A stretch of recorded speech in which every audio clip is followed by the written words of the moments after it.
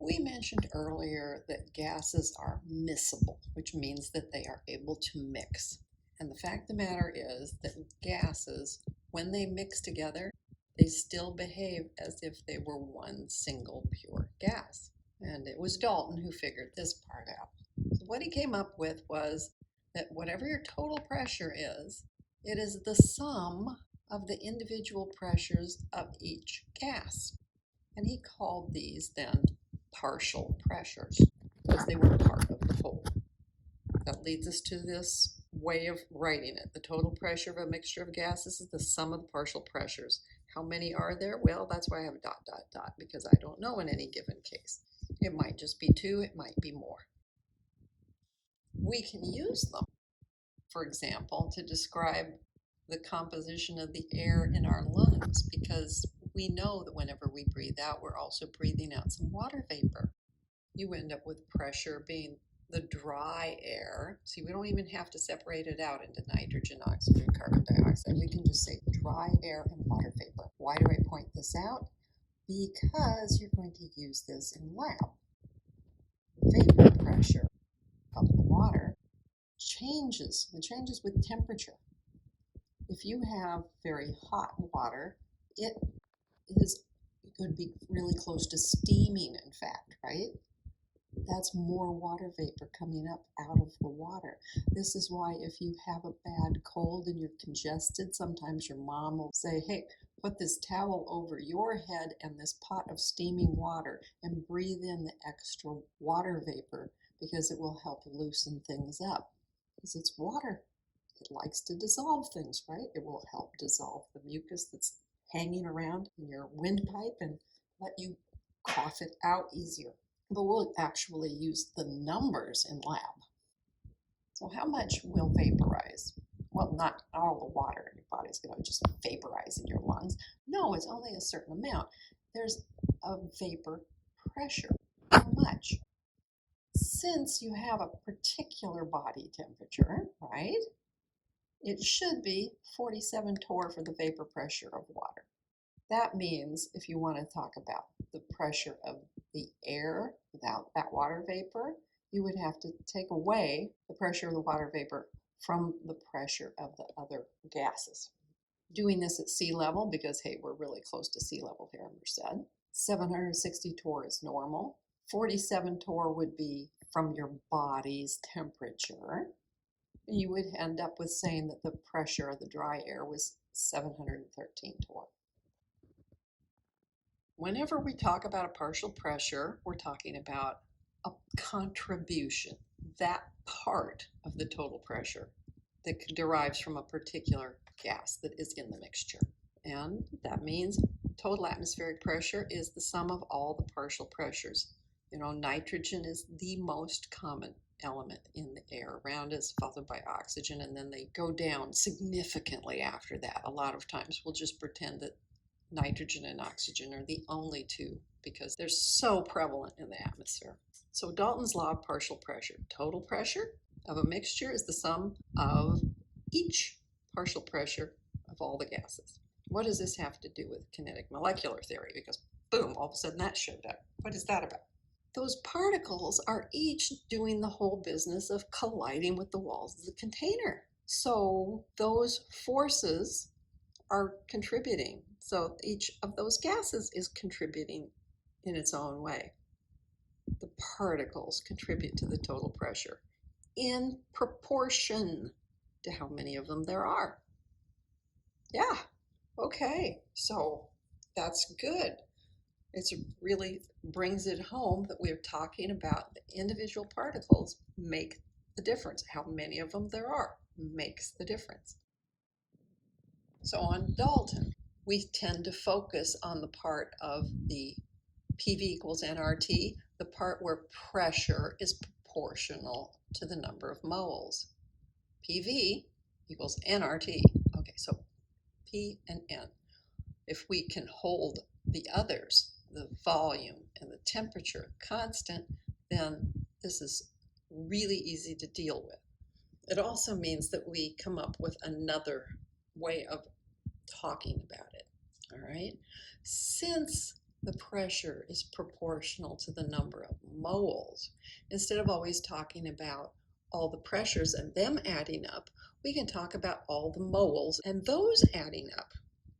Okay? So partial pressures can be taken to a different set of units called the mole fraction. Okay, so what's that? Well, first of all, that's a chi. Looks like a fancy X, but it's a Greek letter. So, all right, that's the fanciness. And that's always a moles, right? Mole fraction. So we can start talking about, hey, I'd like to know the mole fraction of gas A. Oh, well, then I will take the number of moles of gas A and divide it by the total number of moles in the sample. And then if I want to do gas B, number of moles of B compared to the total number of moles in the sample. Now, here's the thing. When you add all the fractions together, no matter how many there are, you should end up with 1. Okay, because they're fractions, right? Number of moles of this and number of moles of that. And you just go through until you've got everybody accounted for. The whole thing is accounted for. This mole fraction ratio, the number of moles of a particular gas compared to the total number of moles of gas. Then, if you ever want to, then you can say, hey, if I want to know the pressure of an individual one, I'll use its mole fraction and multiply it by the pressure of the total. So that gives you another way of dealing with it. Instead of always having to deal with pressures, you can talk about mole fraction and then deal with the pressures later. That doesn't seem like it's incredibly important right now, but later you'd find out that there are other things that we use mole fractions for, not just in gas laws. That's why we're bringing them up now. It's another way of talking about concentrations too, if you stop to think about it for a moment. It's just based on the number of moles instead of milligrams per liter or any of those other types. You know, you had your molarity, that was moles per liter. Now this is a mole fraction. You're just comparing moles to moles. So let's try another little example. So the students misunderstood what they were doing in lab. They were supposed to collect the two gases separately. Uh-oh. They kept them in one thing. But what's the partial pressure of each gas in the mixture that they created, since it's not separated as a mixture?